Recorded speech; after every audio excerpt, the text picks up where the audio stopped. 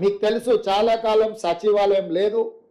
సచివాలయం వచ్చిన తర్వాత ఎవరిని రానివ్వకుండా పోలీసుల పహారాల మధ్యలో కాపలా కాసేది. ఒకప్పుడు నేను వచ్చినా సీతక్క వచ్చినా ఎవరం ఇందులో అధికారులను కలవడానికి వస్తే బయటనే పోలీసులు అరెస్ట్ చేసి తీసుకెళ్ళి పోలీస్ స్టేషన్లలో నిర్బంధించే పరిస్థితి. అక్కడి నుంచి ఈరోజు ఈ సచివాలయం తెలంగాణ ప్రజలది.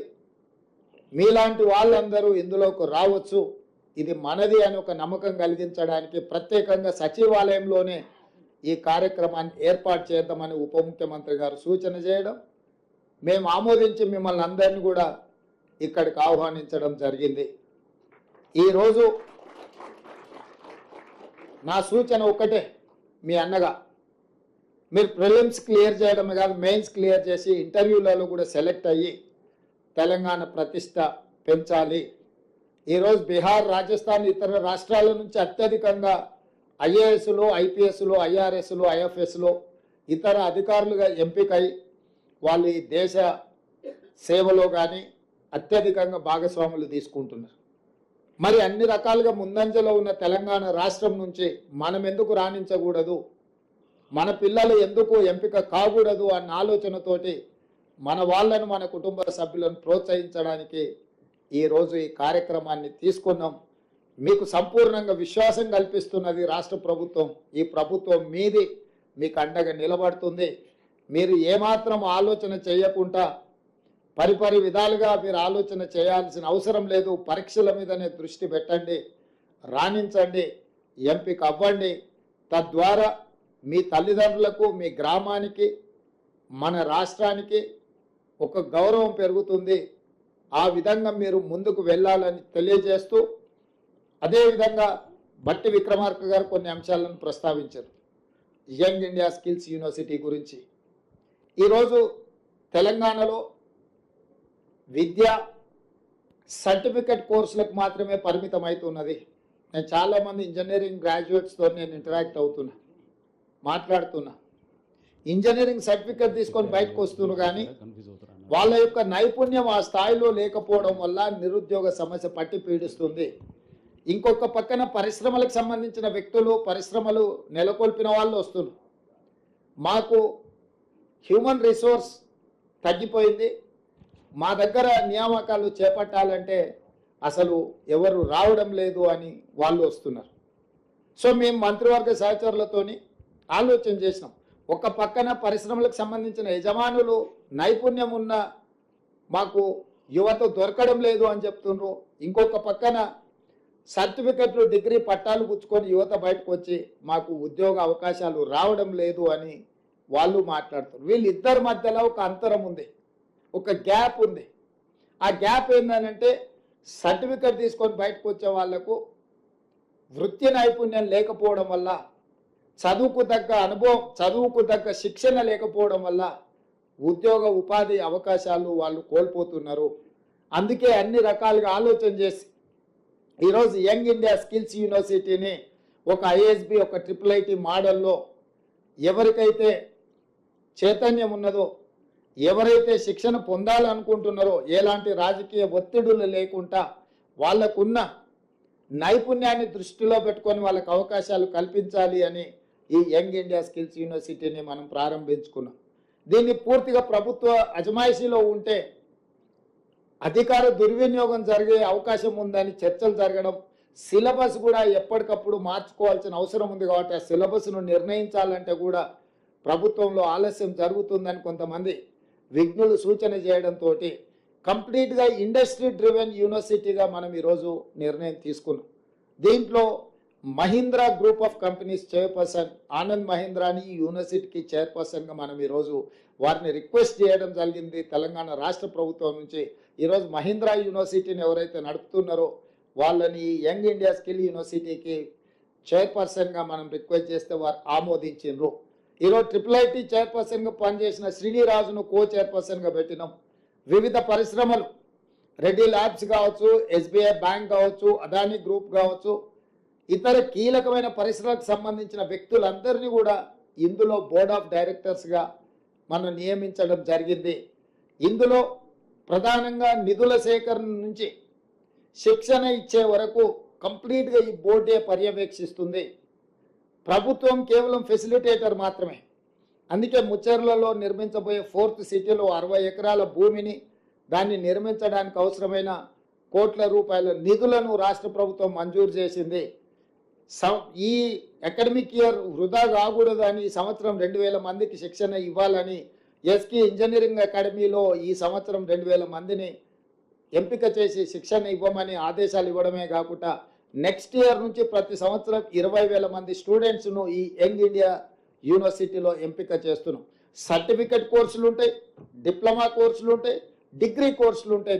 ఇందులో ఉత్తీర్ణులైన వాళ్ళు డిగ్రీ నుంచి భవిష్యత్ పోటీ పరీక్షలకు కానీ ఇతర దేశాలలో చదువుకోవడానికి అవసరమైన అవకాశాలన్నీ కల్పించడానికి ఈరోజు ఆ యూనివర్సిటీని మనం తీర్చిదిద్దుతున్నాం.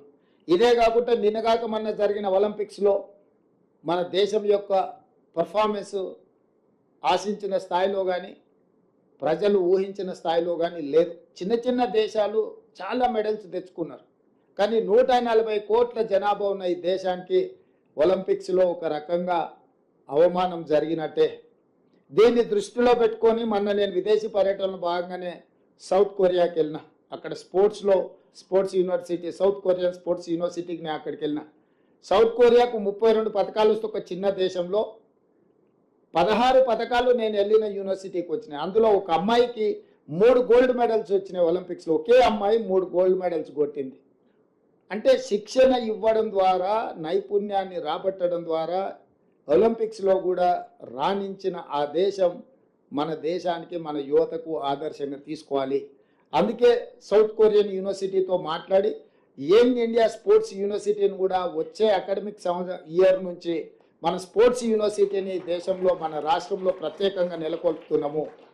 ఎందుకంటే 2028 ఒలింపిక్స్లో అత్యధికంగా మెడల్స్ ఈ తెలంగాణ యువత సాధించాలన్నది మా లక్ష్యం. ఒకప్పుడు ఎఫ్ఏ ఏషియన్ గేమ్స్ కానీ, నేషనల్ మిలిటరీ గేమ్స్ కానీ చాలా గేమ్లు నిర్వహించిన 2002 సంవత్సరంలో నిర్వహించిన గొప్ప అద్భుతమైన స్టేడియంలు గచ్చిబౌలిలో స్పోర్ట్స్ విలేజ్ దాదాపుగా ఈ 15 సంవత్సరాలు నిరుపయోగంగా మారిపోయింది.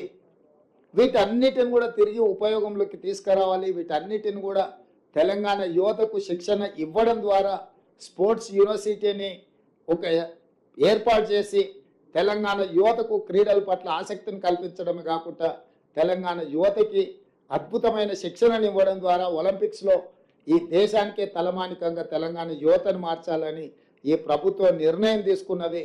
తొందరలో ఈ అంశాలను కూడా మీరు చూడబోతున్నారు.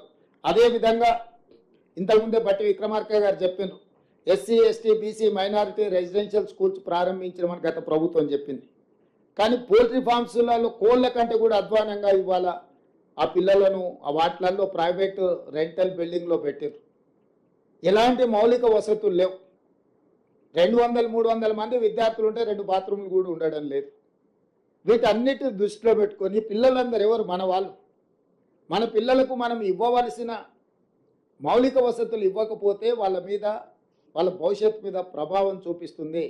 అందుకే వీటన్నిటిని కూడా ఎస్సీ ఎస్టీ బీసీ మైనారిటీ వీటన్నిటిని ఒక క్యాంపస్ లాగా క్రియేట్ చేసి ఇంటిగ్రేటెడ్ రెసిడెన్షియల్ స్కూల్స్గా మార్చి young India integrated residential schools కింద 20 నుంచి 25 ఎకరాలల్లా 100 నుంచి 150 కోట్ల రూపాయలు పెట్టి ఒక యూనివర్సిటీ స్థాయిలో ఒక క్యాంపస్ లాగా వాటి అన్నిటిని ప్రతి నియోజకవర్గంలో ఒక ఇంటిగ్రేటెడ్ రెసిడెన్షియల్ స్కూల్స్ క్యాంపస్ నిర్మించి పిల్లలందరికీ ఒక జాతీయ స్థాయి స్టాండర్డ్స్లో వాళ్ళకు వసతులు కల్పించి టీచింగ్ స్టాఫ్ను, నాన్ టీచింగ్ స్టాఫ్ను, మంచి భోజనం వాళ్లకు, ఎందుకంటే ఇవాళ రేపు భోజనం మీరు చూస్తున్న చాలా కంప్లైంట్స్ ఎట్లా వస్తున్నాయో వీటన్నిటినీ తొలగించి ఈ పేదల పిల్లలకు ఒక మంచి నాణ్యమైన విద్యను అందించాలని ఈరోజు ఈ సంవత్సరం ఈ ఫైనాన్షియల్ ఇయర్లోనే 5,000 కోట్ల రూపాయలతోటి ప్రతి నియోజకవర్గంలో 100 అసెంబ్లీలల్లో 100